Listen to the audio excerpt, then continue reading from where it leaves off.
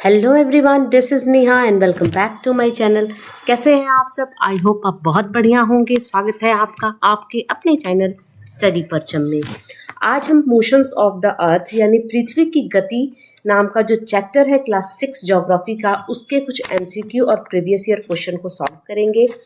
ये previous year question और MCQ आपके सीटेट के एग्ज़ाम में आ चुके हैं या आने की संभावना है ना, तो इसलिए हम इस चैप्टर के एमसीक्यू को पढ़ेंगे। इससे पहले वाली क्लास में मैंने इस चैप्टर को बहुत अच्छे से आपको पढ़ाया है। अगर आपने वो वीडियो नहीं देखा है तो आपको डिस्क्रिप्शन बॉक्स में प्लेलिस्ट की लिंक डाल दी जाएगी, आप जाइएगा और उस वीडियो को देखिएगा।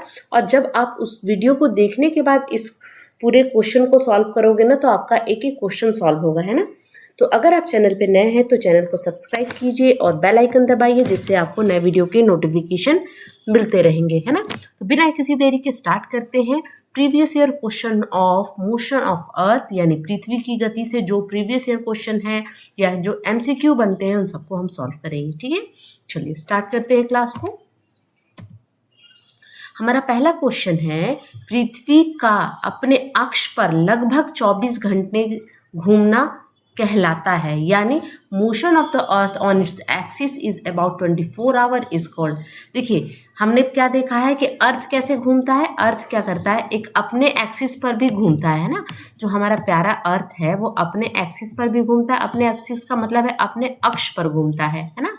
इस तरह गोल गोल घूमता रहता है। और एक कैसे घूमता है, वो पृथ्वी के चारों ओर घूमता है ना। एक तो है कि अर्थ अपने एक्सिस पर घूमता है, और एक है कि अर्थ क्या करता है, सूर्य के चारों ओर घूमता है ना। सूर्य के चारों ओर घूमने को हम क्या कहते हैं, रिवोल्यूशन कहते हैं, है ना, परिक्रमा कहते हैं या परिक्रमण कहते हैं। लेकिन जब पृथ्वी अपने ही एक्सिस पर घूमता है गोल गोल, जिससे क्या होता है, दिन और रात की जो प्रक्रिया है, दिन और रात का जो फेनोमेनन है वो पूरा होता है, तो उसको हम क्या बोलते हैं, उसको हम रोटेशन कहते हैं। जब अर्थ जो है अपने ही एक्सिस पर 24 घंटे में घूम जाता है, उसको हम रोटेशन कहते हैं, घूर्णन कहते हैं, ठीक है, याद रखिएगा। और घूर्णन के कारण ही दिन और रात की प्रक्रिया होती है, ठीक है, समझ में आया। चलिए तो ऑप्शन यहाँ पर बी यहाँ पे सही हो जाएगा इस क्वेश्चन का आंसर, ठीक है। चलिए अगले क्वेश्चन को देखते हैं। क्वेश्चन नंबर 2 हमसे क्या बोलता है, motion of the earth around the sun is known as. अभी मैंने दोनों चीजें आपको बताई कि ये जो हमारी पृथ्वी है, पृथ्वी क्या है, जो हमारा ग्रह, पृथ्वी क्या है, एक ग्रह है, ठीक है ना। तो ये हमारी पृथ्वी है और ये क्या है, सन है, ठीक है। तो पृथ्वी क्या करती है, सूर्य के चारों ओर चक्कर लगाती है ना। सूर्य और के चारों ओर जो एक ऑर्बिट में अपना चक्कर लगाती है, एक निश्चित पाथ में, एक निश्चित क्या होती है, कक्ष में अपना चक्कर लगाती है पृथ्वी। तो क्या होता है, इस पूरे चक्कर लगाने को में कितना टाइम लग जाता है पृथ्वी को, 365 दिन लगता है। किसके चक्कर लगाती है, सूर्य के चक्कर लगाती है ना। तो आपको ये पता होना चाहिए, जो ये चक्कर लगाती है उसको हम क्या बोलते हैं, परिक्रमण कहते हैं, है ना। जो पृथ्वी चारों ओर सूर्य को घूमती है, इलिप्टिकल पाथ में, अंडाकार पाथ में जो घूमती है ना, तो उसको हम क्या बोलते हैं, परिक्रमण कहते हैं ना। और इंग्लिश में बोले तो उसको रिवोल्यूशन कहते हैं, यानी motion of the earth around the sun is known as revolution, है ना। सूर्य के चारों ओर पृथ्वी की गति को क्या कहते हैं, परिक्रमण कहते हैं, ठीक है, समझ में आया बात। और पृथ्वी जब अपने ही अक्ष पर गोल गोल घूमती रहती है और दिन और रात होता है, तो उसको हम रोटेशन कहते हैं, समझ में आई बात। चलिए नेक्स्ट क्वेश्चन देखेंगे, क्वेश्चन नंबर 3।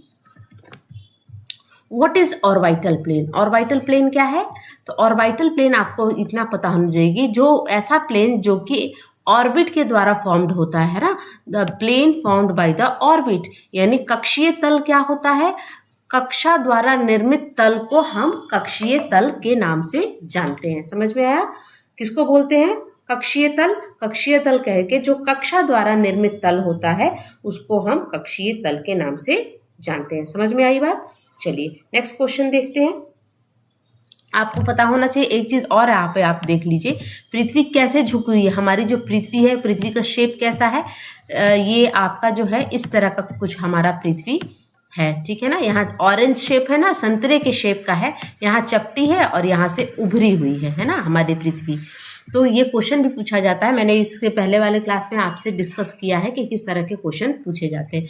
अगला है कि अगर आपकी जो पृथ्वी है वो थोड़ी सी टिल्टेड है। टिल्टेड का मतलब है कि जब इस तरह से टिल्टेड है हमारी ये जो एक्सिस है अर्थ की, तो कितना कोण बनाती है कि अगर आप यहाँ पर क्वेश्चन पूछा जाता है कि हमारी पृथ्वी कितने डिग्री पर झुकी हुई है, तो आपको 23.5 डिग्री हमारी पृथ्वी जो है वो थोड़ी सी झुकी हुई है। और कितने का कोण बनाती है यानी कितने का एंगल बनाती है, तो ये जो एंगल बनता है ना ये 66.5 डिग्री का एंगल बनता है। इस चीज़ को आप याद रखिएगा, है ना।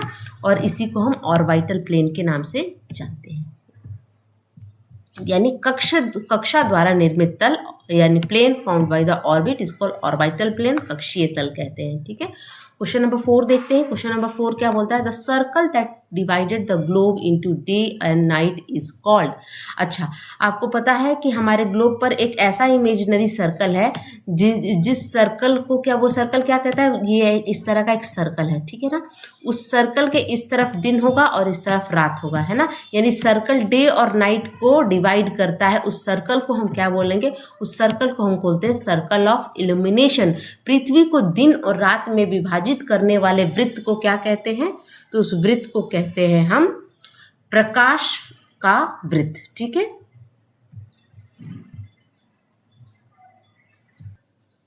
यानी पृथ्वी को दिन और रात में विभाजित करने वाले वृत्त को हम क्या बोलते हैं? प्रकाश का वृत्त कहते हैं। ध्यान में रखिएगा, याद रखिएगा, इससे क्वेश्चन बनते हैं। ठीक है, चलिए अगले क्वेश्चन को देखते हैं। हमारा अगला क्वेश्चन क्या बोलता है हमसे? Period of one rotation of the earth is known as. देखिए, पीरियड ऑफ वन रोटेशन का मतलब क्या है? पृथ्वी का एक चक्कर की अवधि को क्या कहते हैं? ध्यान में रखिएगा, उसको हम अर्थ डे कहते हैं ना, उसको हम पृथ्वी दिवस के नाम से जानते हैं। पीरियड ऑफ वन रोटेशन कितने टाइम में होता है?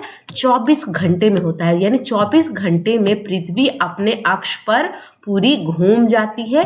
और पूरे 24 घंटे में जिस तरह से पृथ्वी घूमती है ना, जो पूरा समय लगाती है ना, अपने अक्ष पर घूमने को, उसी को उस पूरे घूमने की प्रक्रिया को जो कंप्लीट होती है उसको ही हम पृथ्वी दिवस और अर्थ डे कहते हैं। आप ध्यान में रखिएगा, इसको भूलिएगा नहीं कि अर्थ डे क्या होता है। The period of one rotation of the earth is known as earth day. समझ में आई? वो 24 घंटे लगते हैं। ठीक है, अगला क्वेश्चन देखेंगे हम। नेक्स्ट क्वेश्चन है हमारा, नेक्स्ट क्वेश्चन है पीरियड ऑफ वन रोटेशन। ये तो हमने देख लिया। नेक्स्ट है what would have happened if the earth did not rotate। यानी यदि पृथ्वी घूमती नहीं है तो क्या होगा? क्या क्या कंडीशन हो सकते हैं जब आपकी पृथ्वी नहीं घूमेगी? तो जब पृथ्वी नहीं घूमेगी तो लाइफ पॉसिबल नहीं होगा, हम सब नहीं रह पाएंगे। क्योंकि क्या होता है, दिन और रात की प्रक्रिया होती है। सूर्य क्या है? एक अल्टीमेट सोर्स ऑफ एनर्जी है जिससे हमें ऊर्जा मिलती है। क्योंकि अर्थ क्या है? एक ग्रह है। ग्रह यानी प्लैनेट है, और प्लैनेट की अपनी कोई लाइट नहीं होती है, अपना कोई हीट नहीं होती, अपनी कोई प्रकाश नहीं होती, अपनी कोई ऊष्मा नहीं होती। इस कारण पृथ्वी का घूमना जरूरी है। अगर पृथ्वी नहीं घूमती है, यदि पृथ्वी नहीं घूमती है तो क्या होगा? हम लोग देखते हैं तीन चार कंडीशन जो दिए हैं, क्या वो सारे होंगे या चारों में से कोई एक होगा? Cold condition of the earth half portion, यानी पृथ्वी के हाफ पोर्शन पे अगर पृथ्वी नहीं घूमेगी तो एक ही पोर्शन क्या होगा? सूर्य की तरफ रहेगा। मान लीजिए घूम ही नहीं रही है तो सूर्य की तरफ क्या होगा? एक ही पोर्शन रहेगा। तो जिस तरफ सूर्य की किरणें पड़ेंगी तो यहाँ पे एक्सट्रीम गर्मी पड़ेगी, बहुत ज़्यादा गर्मी पड़ेगी। और जहाँ क्या होगा? जहाँ सूर्य की रोशनी नहीं पड़ेगी, क्योंकि पृथ्वी तो घूम नहीं रही है, तो यहाँ पे क्या होगा? बहुत ही ठंडा एक्सट्रीम कोल्ड कंडीशन यहाँ पे हो जाएगा। ठीक है, warm condition of the earth on other side, ये दोनों चीज हो गए। जिस तरफ सूर्य की किरणें पड़ेंगी वहां बहुत गर्मी पड़ेगी, जहां नहीं पड़ेंगी वहां बहुत ठंड पड़ेगी। No life possible in such extreme condition. अब देखिए, बहुत ज्यादा गर्मी होना, जैसे पोलर रीजन हो गया, वहाँ पे लाइफ पॉसिबल है क्या? बहुत कम लोग वहाँ रहते हैं। जैसे आप स्क्विमोज का नाम सुना होगा, है ना। तो स्क्विमोज रहते हैं जो बर्फ के घर बनाते हैं, है ना, वो लोग रहते हैं, है ना, इग्लू बना के, तो वो लोग रहते हैं। तो क्या वहाँ पे लाइफ पॉसिबल है? नहीं पॉसिबल है। तो ये तीनों कंडीशन जो है वो सही मानी जाएगी। यानी ऑप्शन नंबर क्या हो? ऑप्शन नंबर डी यहाँ पे सही होगा कि ऑल ऑफ दिस, पृथ्वी के आधे भाग पर ठंडी परिस्थितियां रहेंगी, पृथ्वी के दूसरे भाग पर गर्म परिस्थितियां रहेंगी।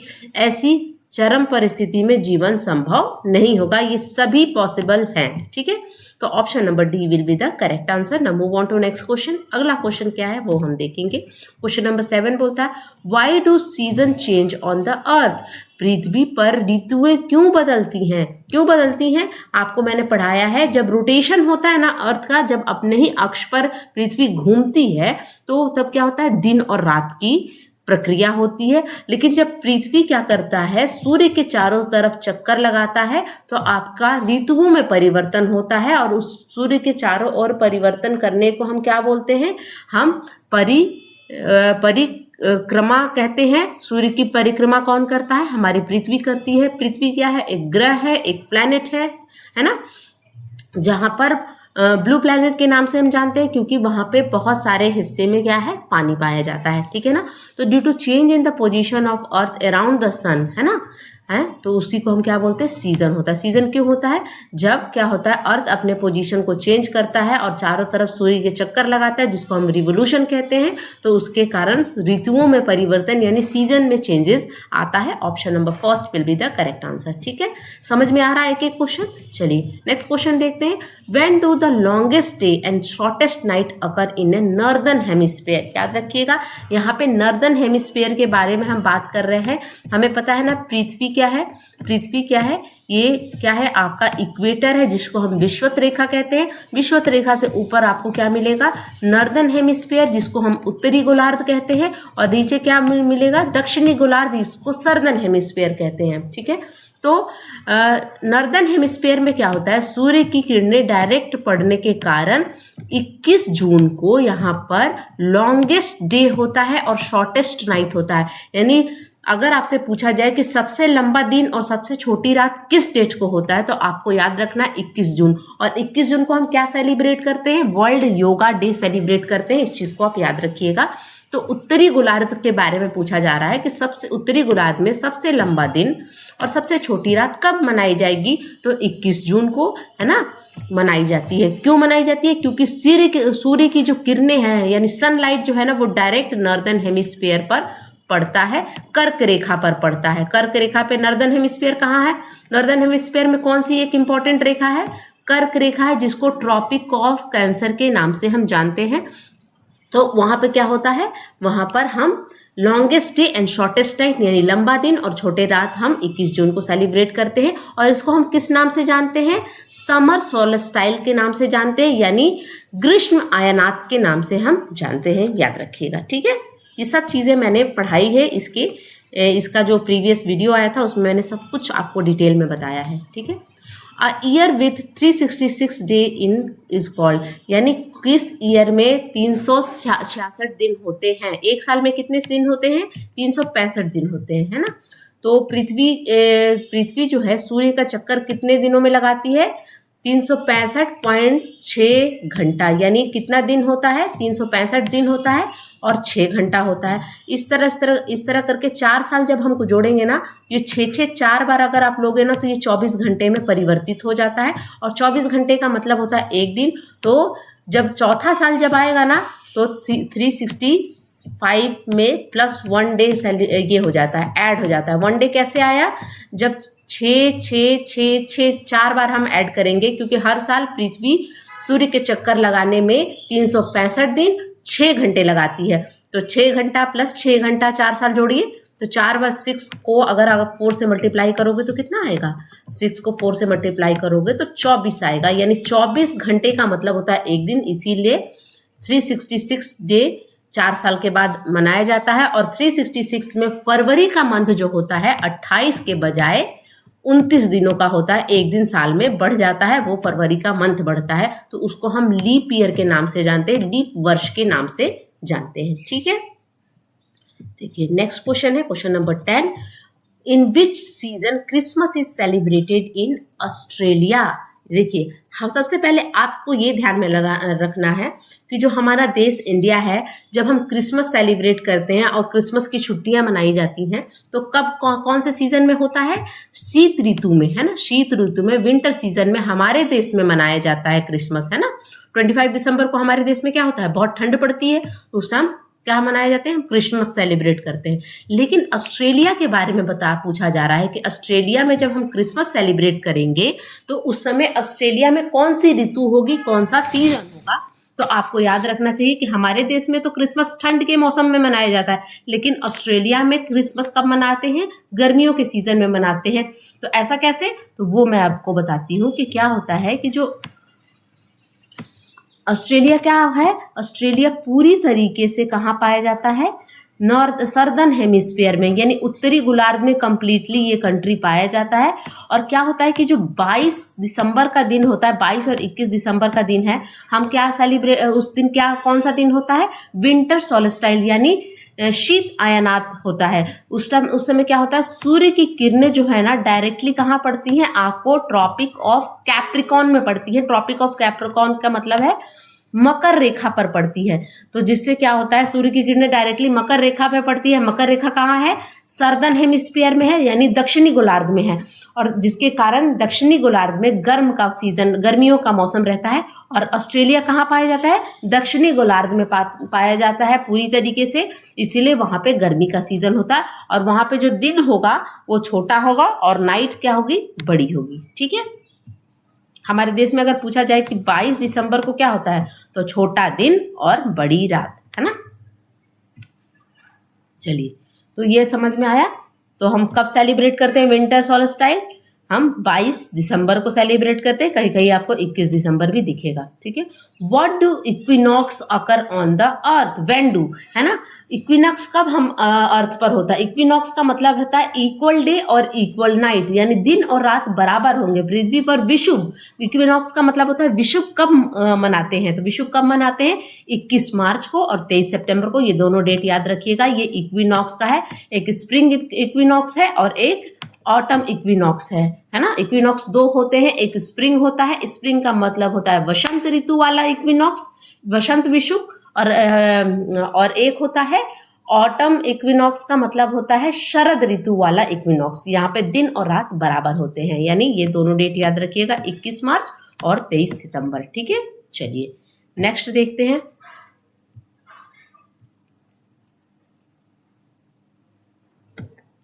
Day and night occur on earth due to, day और नाइट अर्थ पे कैसे होता है? रोटेशन से। ये तो अभी हमने पढ़ा कि जब रोटेशन होगा, पृथ्वी अपने ही अक्ष पर घूमेगी, घूर्ण के कारण दिन और रात की प्रक्रिया होती है। ठीक है। नेक्स्ट देखते हैं 13, change off season occur on the earth. Season कैसे होता है चेंज? रिवोल्यूशन के कारण, परिक्रमण के कारण क्या होता है? हमारा ऋतुओं में परिवर्तन होता है। तो ये थे कुछ आज के 13 क्वेश्चन जो कि मोशन ऑफ द अर्थ, पृथ्वी की गति से थे। ये सारे क्वेश्चन इंपॉर्टेंट है, इससे क्वेश्चन आ सकते हैं सीटेट एग्जाम में और कुछ आए भी हैं, तो आप इसको ध्यान में रखिएगा, है ना। आई होप आपको लेक्चर समझ में आया होगा, एक एक क्वेश्चन समझ में आया होगा। अगर अच्छा लगा है तो प्लीज़ लाइक कीजिएगा, शेयर कीजिएगा एंड सब्सक्राइब कीजिएगा। मिलती हूँ आपसे नेक्स्ट वीडियो में, तब तक के लिए thank you so much for watching. Bye.